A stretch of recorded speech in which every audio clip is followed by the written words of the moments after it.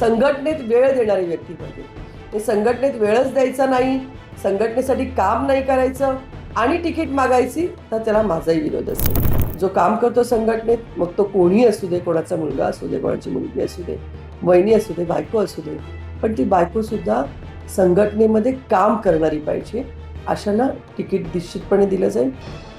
भाजपच्या आमदार उमाताई खापरे काय म्हणाल्या ते लक्षपूर्वक ऐका. आगामी पिंपरी चिंचवड महापालिका निवडणुकीच्या पार्श्वभूमीवर त्यांच्या या वक्तव्याला वेगळं राजकीय महत्त्व प्राप्त झालंय. कारण उमाताई खापरे ज्या भारतीय जनता पार्टीच्या आमदार आहेत, त्या पक्षानं नेहमीच काँग्रेसच्या घराणेशाही विरोधात रान पेटलंय. पण असं असलं तरी त्यांचा मुलगा जयदीप खापरे यंदा भाजपकडून पालिका निवडणूक लढवण्यासाठी इच्छुक आहे. या घराणेशाहीवर विरोधकांच्या टीकेला खापरेंनी काय उत्तर दिलंय ते पहा. संघटनेत वेळ देणारी व्यक्ती पाहिजे. हे संघटनेत वेळच द्यायचा नाही, संघटनेसाठी काम नाही करायचं आणि तिकीट मागायची, तर त्याला माझाही विरोध असेल.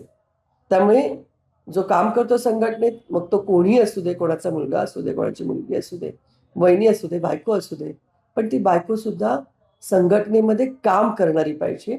अशांना तिकीट निश्चितपणे दिलं जाईल. पण घराणेशाहीची ही लागण केवळ भाजपलाच झाली आहे असं नाही, तर उपमुख्यमंत्री एकनाथ शिंदे यांच्या शिवसेनेतही तेच चित्र आहे.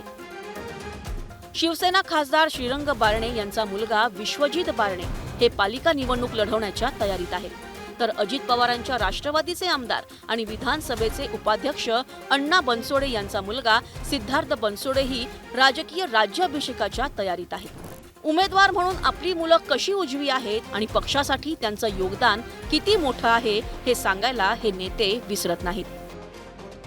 विश्वजित गेल्या अनेक दिवसापासून युवा सेनेचं काम करतोय. पश्चिम महाराष्ट्राची जबाबदारी आहे, त्यांनी त्याचं कर्तृत्व खरं तर सिद्ध केलेलं आहे. पूर्वसमीचं ज्या ठिकाणी थेरगावमधून मी नगरसेवक होतो, माझे बंधू नगरसेवक होते, तो पूर्वसमीचा जो प्रभाग आहे त्या ठिकाणी तो प्रयत्न करतोय आणि तिथं कुणाही शिवसैनिकावरती अन्याय होण्याचं असं काही नाही. आता माझा मुलगा मोठा झालाय, साहजिकच आहे, वडिलाच्या पावलावर पाऊल टाकून तोही मतदारसंघामध्ये काम करतोय. मी नसताना संपूर्ण पिंपरी मतदारसंघाची बऱ्यापैकी जबाबदारी त्याच्यावर असते. त्यालाही कामाचा अनुभव आहे. शेवटी काम करत असताना आज जरी तुम्ही म्हणताय घराणेशाही, पण तो काम करत असताना माझ्याकडे पण काम करतोय. मतदारसंघामध्ये जे काही लोक येतात त्यांच्या गाठीभेटी घेतोय. पिंपरी चिंचवड शहरातील घराणेशाहीची ही यादी संपतच नाही. भाजप विधान परिषदेसाठी संधी दिलेले आमदार अमित गोरखे यांची आई अनुराधा गोरखे, राष्ट्रवादीच्या माजी महापौर मंगला कदम यांचा मुलगा कुशाग्र कदम, शिवसेना शहर अध्यक्ष आणि माजी महापौर संजोग वाघेरे पाटील यांचा मुलगा आणि पत्नी, तसंच भोसरीचे आमदार विलास लांडे यांचा मुलगा विक्रांत लांडे हे महापालिका निवडणुकीच्या रिंगणात उतरले आहेत. निवडून येण्याची क्षमता आणि त्यांचं जे कर्तृत्व आहे ते त्याच्यानुसार आम्ही आमच्या नातेवाईकांना, आमच्या मुलांना, आपल्या पत्नीला, आमच्या पतीला, आमच्या बहिणीला, आमच्या भावाला आम्ही उमेदवारी देतोय. असं जर त्यांचं मत असेल तर केवळ त्यांची जी नावं आहेत, त्यांच्या घराण्यातले लोक आहेत, त्यांच्याकडे क्षमता आहे हे तपासण्याची यंत्रणा नेमकी कुठली आहे.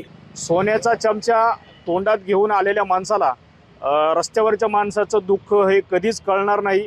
त्यामुळे आम्ही आम आदमी पार्टीकडून सर्वसामान्य उमेदवारांना या महापालिकेच्या निवडणुकीमध्ये संधी देऊ. पिंपरी चिंचवड महापालिका निवडणुकीत मोठ्या प्रमाणात सर्वपक्षीय घराणेशाही पाहायला मिळते.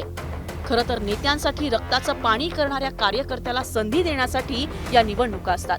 पण यंदा पिंपरी चिंचवड मधील नेत्यांनीच आपल्या नातेवाईकांना उमेदवारी देत कार्यकर्त्यांना वाऱ्यावर सोडलंय. Bureau report, news 18 Lokmat.